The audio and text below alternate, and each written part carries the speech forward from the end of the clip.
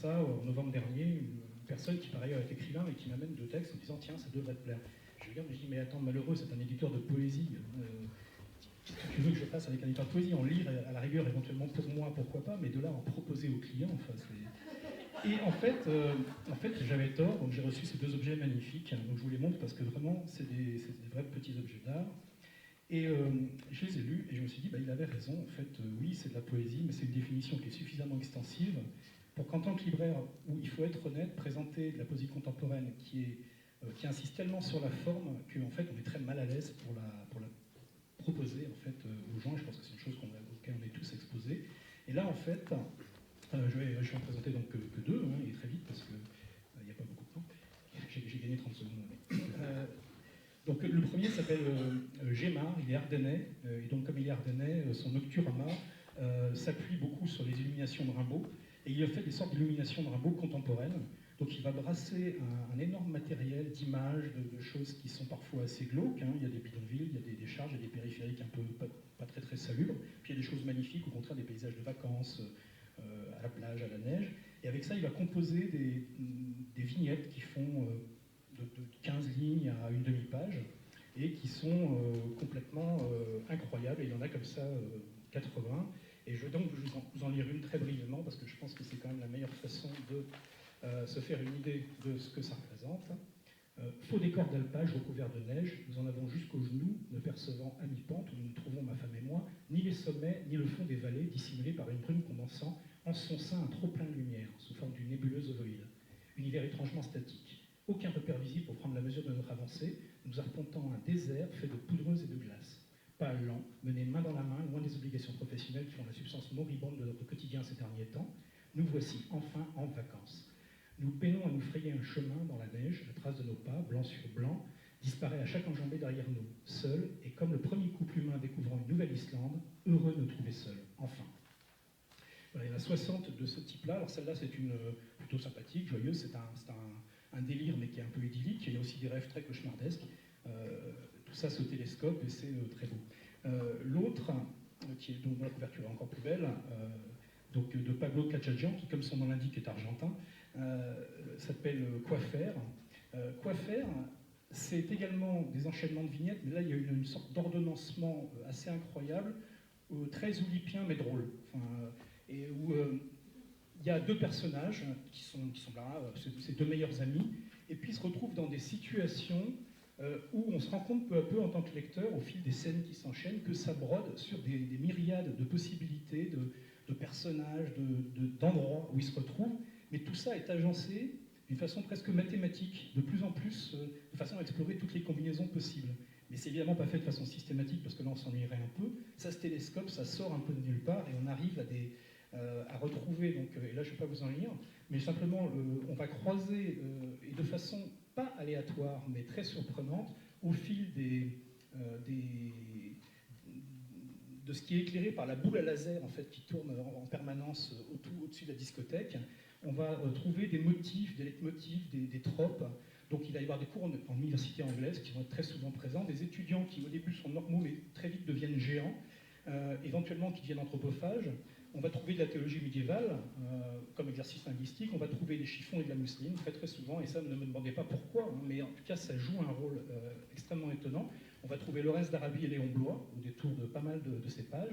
On va trouver des capuches et des décolletés. On va trouver pas mal de pédanterie et pas mal de fanfaronnage. On va trouver 800 buveurs de vin.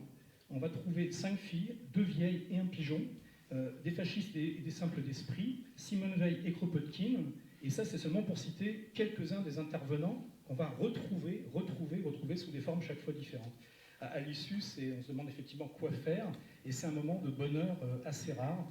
Et voilà, ça fait 3 minutes 33, je t'ai même fait gagner 1 minute 30 pour pouvoir parler maintenant de la rentrée. Oui, j'avais gratté 30. Oui, j'avais gratté 1 minute au départ. Bonjour. Alors, je vais vous présenter un livre de poésie qui s'appelle « Ainsi fut fondé Carnaby Street » d'un poète espagnol qui s'appelle Leopoldo María Panero. Je pourrais bafouiller pendant 1 heure, il y aurait beaucoup de choses à dire sur la poésie, non, mais peut-être sur lui. Alors je vais m'appuyer beaucoup sur des textes, pas que de lui d'ailleurs. Et pour commencer, un texte qui m'a aidé à jeter toutes les notes que j'avais prises et qui se trouve justement dans le recueil. Les conversations. Vous pouvez, si vous le voulez, rapporter des anecdotes. Pour cela, il existe de nombreux moyens de se doter d'un répertoire de choix. Si vous n'avez rien à dire, vous pouvez allumer une cigarette. Il y en a qui ont recours à l'alcool, d'autres aux drogues. Il est nécessaire de posséder une magnifique mémoire. Ce que vous racontez doit intéresser l'auditoire avant tout, parce qu'autrement, il n'y aurait pas de conversation. Évitez les silences prolongés. Mais quel grand orateur n'a pas trébuché au moins une fois sur un silence prolongé?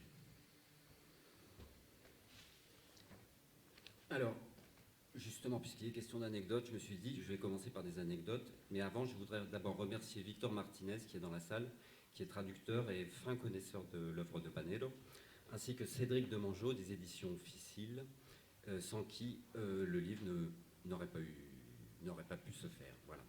Alors, pour ce qui est de l'anecdote, il est né en 1948, il est mort en 2014. Il est fils d'un poète officiel du franquisme. Oui, tout à fait. Il est deuxième de 3 frères, l'aîné aussi est poète. Comment j'ai connu Panero? Je l'ai connu d'abord par un film, un long métrage, et non pas par ses livres. Parce qu'en 1976, il se trouve qu'un grand réalisateur espagnol de fiction a réalisé un documentaire qui s'appelle El Desencanto sur la famille Panero. Et elle n'est pas piquée des vers, la famille Panero. Ce sont des personnages de tragédie grecque.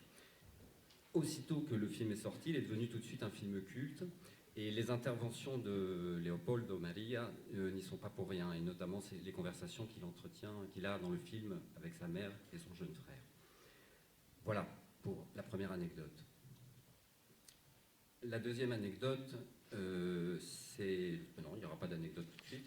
Je vais vous lire, en fait, ça résumera un peu... C'est un autre poète qui écrit ça, c'est un texte un peu long, mais je crois que ça vaut le coup d'être lu parce qu'il reflète ce qu'est le livre. Il faudra me dire quand je déborde, sinon je m'arrêterai avant. Et il est de Jordi Jovet, et en fait il évoquait la parution de la réception du livre 15 ans plus tôt. C'était l'hiver. Certains personnages du monde sillonnaient la ville. Pergolèse, les trafiquants et la Belle au bois dormant racontent qu'ici, pendant un temps, un désir d'être peau rouge s'empara de nous. Il ne reste plus de tout cela que les enfants perdus, qui au pays du plus jamais permirent de fredonner des hymnes aux rêves mieux que la réalité. Des gens qui ne se connaissaient pas entendirent la rumeur d'un livre. Enfin, il y avait un livre. Un certain Flash Gordon et un certain Roger Waters se mirent en contact. Une fille de la Gran Via et Antonello da Messina devinrent de très bons amis. La Reine des Chats et Bonnie and Clyde firent un voyage ensemble. C'est alors qu'il y eut des messages et des appels, des mots de passe. Le balafré était arrivé au village sans écharpe rouge et sans argument. Tout le monde le savait. C'était un jeune poète et son livre répondait au nom étrange de Carnaby Street. La secte des Panériens grandit en silence, sans laisser le temps au cœur solitaire de se refroidir au carrefour des rues. Les lecteurs, une lueur spéciale dans les yeux, parlaient d'un rapport mystérieux à Carnaby.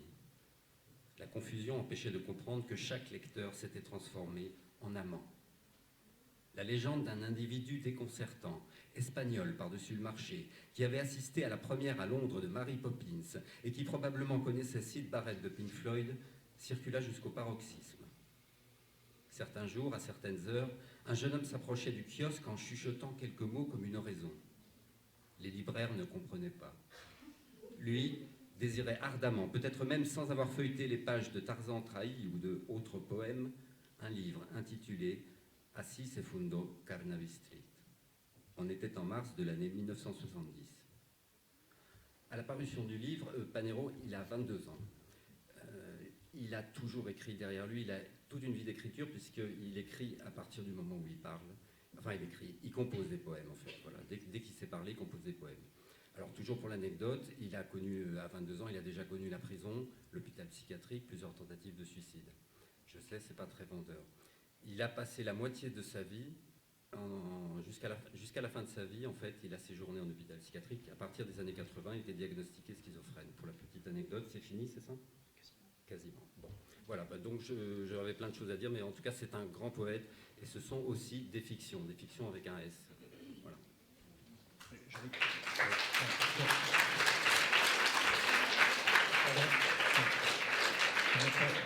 On avait prévu entre nous que je gardais un bonus de 14 secondes en fait pour la fin. Et juste pour vous dire donc, ce qui est fabuleux, c'est que ce sont des fictions, là c'est poétique, mais c'est des toutes petites fables, très douces. Et en fait, tous vos rêves d'enfants, vos personnages d'enfants, toute cette pop culture qui vous irrigue, elle est prise par Pagnero, elle est tordue pour faire quelque chose de terrible, et voir comment elle vous a échappé en fait depuis 30 ans. Et enfin, ces livres, ils sont très beaux, ils sont pas chers du tout, ils sont courts, ce qui est aussi un avantage. Et donc, il faut vraiment les prendre. Et par ailleurs, allez jeter un œil sur le site du Grand Os à leurs livres d'artistes, parce que bon, là, c'est une toute autre histoire. C'est des objets presque de luxe, mais ils sont extraordinaires pour faire des cadeaux. C'est incroyable. Merci.